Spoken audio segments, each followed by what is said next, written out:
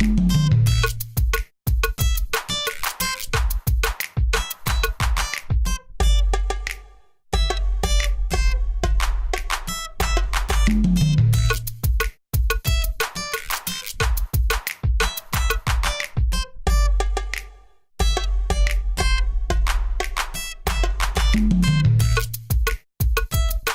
right, good evening, everybody.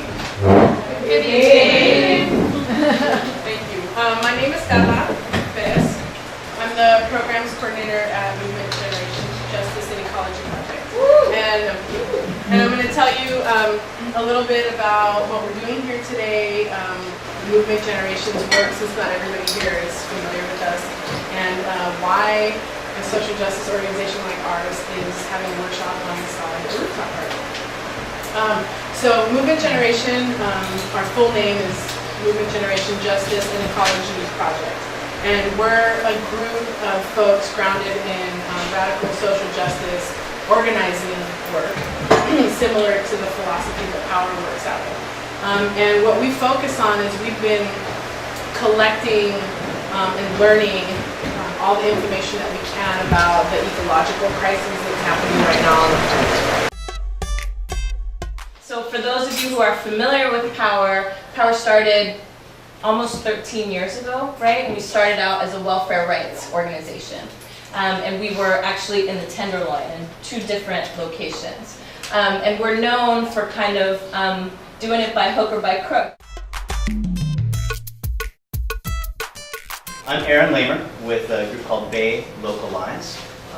If those who may not have heard of us, we are a regional organization working in the 9-county Bay Area to build stronger communities through regional self-reliance. Our goal is to reduce our dependency on fossil fuels and to build up our community's ability to provide for our own needs, especially in food, water, and energy. So we're going to transition outside, and Christopher's going to walk us through what are we actually going to do in the next couple of hours to build a roof, including we're going to break out into different teams and stuff.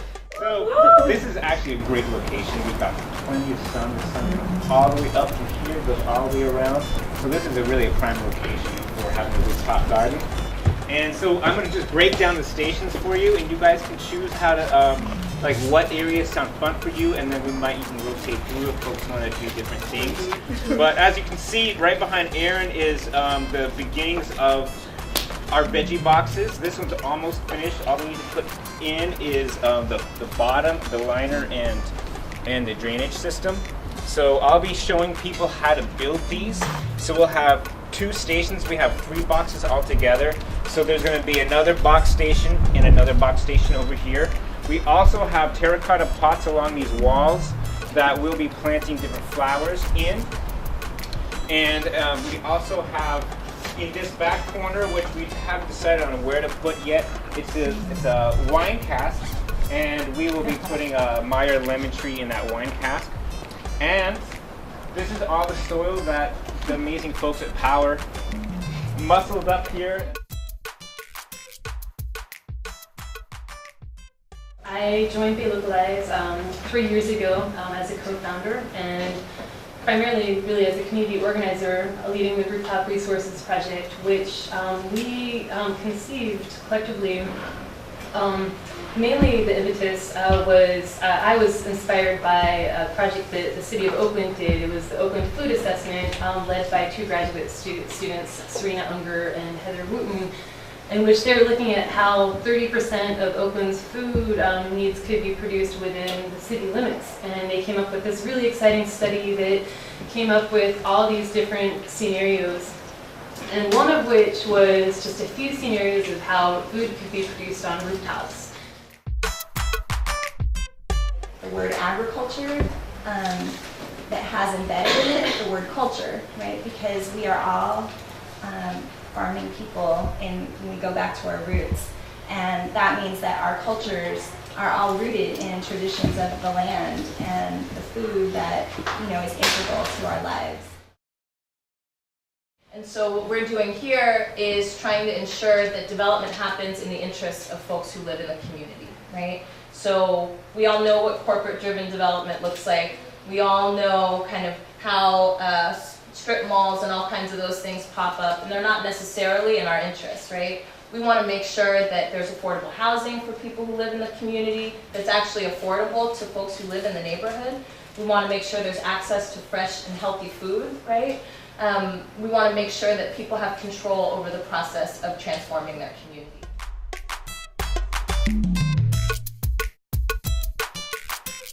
What this track of our work does is it attempts to open up a space and time for people to gain the skills to start doing for themselves, like we used to do back in the day. Like probably your grandparents can tell you about, about how to grow your own food, how to catch water and filter it and drink it or use it for something else. So either you're not tapping out your water bill, or when we start having rationed water, like water's only running 4 hours out of the day, like is already happening in some areas, right? Then you know what to do, number one, and you have enough, right? Things like that.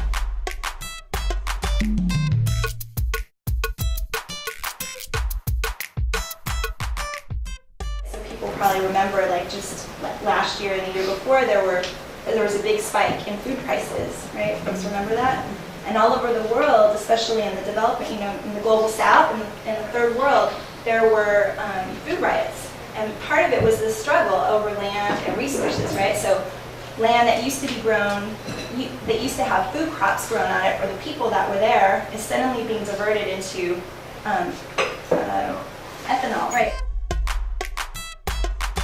The main thing in designing rooftop gardens, the first thing you're going to need to know is what is the loading capacity for the building to hold. And so the way that's measured out is typically in pounds per square foot, and so that's kind of like the language that engineers will give you. Our organization is all about localization. This is the idea that we can, within our region, provide as much as we possibly can using our own talents, the resources that we have within our region. So just a few principles to flesh this idea out. By localization, we mean the sustainable reuse and use of resources that are within our bioregion as much as possible. We're not saying no trade. We're saying that we have as much as we possibly can rely on here. We should cultivate those assets. We're saying that vibrant economies can be realized when we're circulating the wealth more so in our region, and that social equity can also be achieved through the fair distribution of those resources within our region. I think it's very important to give thanks to all the elements and our own ancestors and all the elements that we're going to be working with, so that we put good energy and unified energy into the project.